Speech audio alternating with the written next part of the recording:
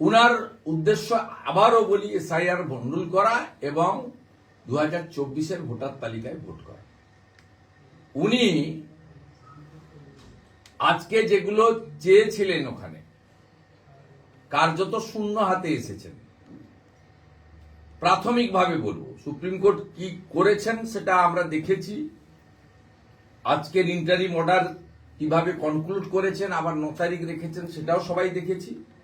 সব পক্ষকে হলফনামা দিতে বলেছেন, সেটাও আমরা দেখেছি। ইলেকশন কমিশন অফ ইন্ডিয়ার যে লয়ার ছিলেন তিনি যখন বলেছেন আমাদের একটি আবেদন অ্যাপ্লিকেশন পেন্ডিং আছে, সেটাও একই সঙ্গে শুনানি করা হোক, সেটাও দেখেছি। এবং সুপ্রিম কোর্ট কি বলেছে সেটাও সবাই আমরা জেনেছি। ওনার আজকে মূল টার্গেট যেটা ছিল সেটা হচ্ছে মাইক্রো অবজারভার আটকানো। মাইক্রো অবজারভার কেন আটকানো দরকার? মালদা জেলার এক মাইক্রো অবজারভার তার পরিচয় গোপন করার স্বার্থে আমাকে অডিও ক্লিপ পাঠিয়েছেন। আমি 6 PM আমার এক্স এবং FB হ্যান্ডেলে সেটা পোস্ট করব, আপনারা দয়া করে সেটা শুনে নেবেন, কালেক্ট করে নেবেন। কেন মাইক্রো অবজারভাররা থাকার জন্য ওনার অসুবিধা হচ্ছে? উনি প্রশ্ন তুলেছেন যে ভারতবর্ষের 12টি রাজ্য এবং কেন্দ্রশাসিত অঞ্চলে এসআইআর হচ্ছে, কেবলমাত্র পশ্চিমবঙ্গে মাইক্রো অবজারভার কেন? ইলেকশন কমিশন কি বলবে তাদের কথা, সুপ্রিম কোর্ট সব শুনে কি বলবে সুপ্রিম কোর্টের অধিকার ইখতিয়ারের মধ্যে পড়ে। কিন্তু আমি এই রাজ্যের বিরোধী দলনেতা এবং পাবলিক রিপ্রেজেন্টেটিভ হিসেবে, জনপ্রতিনিধি হিসেবে আপনাদের সামনে কারণটা বলে দিচ্ছি। মাইক্রো অবজারভার এই রাজ্যে দিতে বাধ্য হয়েছে ইলেকশন কমিশন, তার কারণ এসডিও র্যাঙ্কের ইআরও পশ্চিমবঙ্গে মমতা বন্দ্যোপাধ্যায়ের নেতৃত্বাধীন নন্দিনী চক্রবর্তীর প্রশাসন, আগের মনোজ পন্থের প্রশাসন ইলেকশন কমিশনকে দেয়নি। ভারতবর্ষ সর্বত্র বলা আছে এসডিও র্যাঙ্কের অফিসার হতে হবে। এসডিও র্যাঙ্কের অফিসার কারা হবেন? ডাগরের আইএসরা হবেন এবং WBCS এ ক্যাটাগরিতে যারা পাস করবেন তারাই হবেন। যারা জয়েন্ট বিডিও থেকে প্রমোশন পেয়েছেন, ল্যান্ড ডিপার্টমেন্ট, রেজিস্ট্রেশন ডিপার্টমেন্ট সহ অন্যান্য ডিপার্টমেন্ট থেকে যারা আমাদের বিডিও বা ডেপুটি ম্যাজিস্ট্রেট হয়েছে তাদেরকে ইআরও করা যাবে না। এটা একদম ক্রিস্টাল ক্লিয়ার। আমি আশা করি এর পরের দিন শুনানিতে খুব ভালো জায়গায় ফেঁসেছেন মুখ্যমন্ত্রী। খুব যথাযথভাবে সুপ্রিম কোর্ট বলেছে যে আপনি কম্পিটেন্ট অফিসার যে স্পেয়ার করেছেন তালিকা দেন। তালিকা সবার কাছে আছে, আমার কাছে আছে।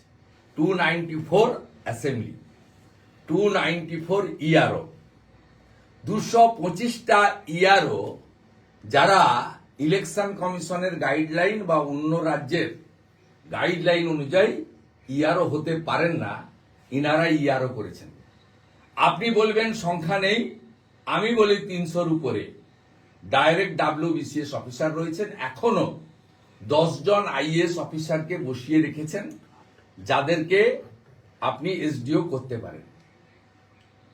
অর্থাৎ খুব ভালো জায়গায় মমতা বন্দ্যোপাধ্যায় এবং তার প্রশাসন ঠিক কানা গলিতে ঢুকে গেছে।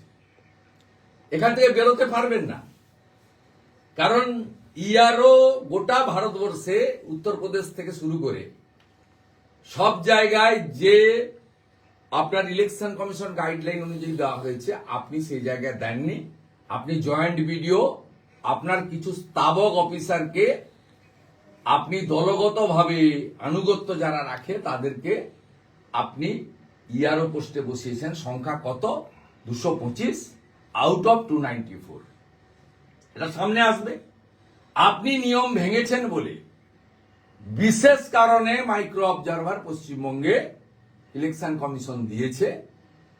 আপনি আইন ইলেকশন কমিশনকে কোঅপারেট করেননি বলে এটা হয়েছে। শুধু তাই নয়, নাম পদবীর বানান ভুলের ক্ষেত্রে ইলেকশন কমিশন বলেছেন যে বিশেষ বিশেষ ব্যক্তি অথার ইত্যাদি এরকম একটু উল্লেখ করেছেন। তা সেখানে একটু সতর্ক যত্নবান হওয়া উচিত।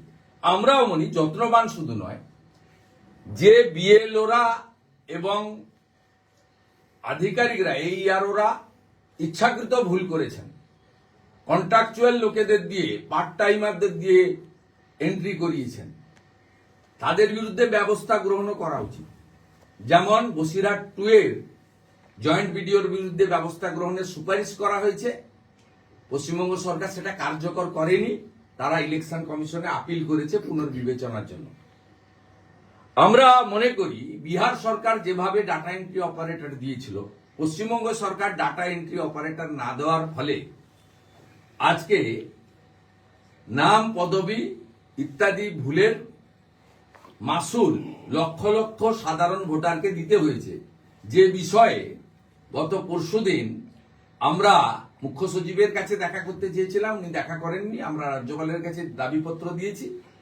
সমস্ত জেলা শাসক অর্থাৎ ডিইউদের কাছে বিজেপির পক্ষ থেকে এই সুনির্দিষ্ট ইস্যুতে দাবিপত্র দেওয়া আছে। ওনার আজকের মিশন, গত 3 দিনের মিশন ফেল করেছেন উনি। এক এসআইআর আটকাতে গেছিলেন, আটকাতে পারেননি। 2 মাইক্রো অবজারভারের ইস্যু তুলেছিলেন, এতে উনি নিজে ফাঁসবেন, ওনার সরকার ফাঁসবে, কারণ উনি গাইডলাইন অনুযায়ী ইআরও দেননি ডাব্লিউবিসিএস এবং আইএস অফিসারদের। তৃতীয়, উনি আধার নিয়ে বলতে গেছিলেন, কারণ উনি উনার সরকার বাংলাদেশি মুসলিম অনুপ্রবেশকারী রোহিঙ্গাদের আধার কার্ড বানিয়ে দিয়েছেন ভোট ব্যাংক তৈরি করার জন্য, যা নিয়ে সুপ্রিম কোর্ট পরিষ্কার বলেছে ওটা সেপারেট ইস্যু। আমরা অর্ডার রিজার্ভ রেখেছি। সুপ্রিম কোর্ট যা অর্ডার দেবে ভারত সরকারেরই বিষয়, আধার অথরিটির বিষয়, এটা তারা বুঝবেন। এবং সুপ্রিম কোর্ট কি অর্ডার দিবে সে নিয়েও আমার কোনো মন্তব্য নেই। উনি আজকে গেছিলেন এক এসআইআর বন্ধ করতে, 3 দিন ধরে ফেল, বিগ জিরো। উনি মাইক্রো অবজারভার হাঁটাতে গেছিলেন, আপাতত সে চেষ্টাতে কোনো ফলপ্রসূ ফল উনি নিয়ে আসতে পারেননি। 3, আধারকে তিনি নাগরিকত্বের প্রমাণ হিসেবে করতে চেয়েছিলেন, নিজেও আগ বাড়িয়ে মিস্টার দেওয়ানকে থামিয়ে দিয়ে সওয়াল করেছেন, বলেছেন সওয়াল ঠিক নয়, আবেদন।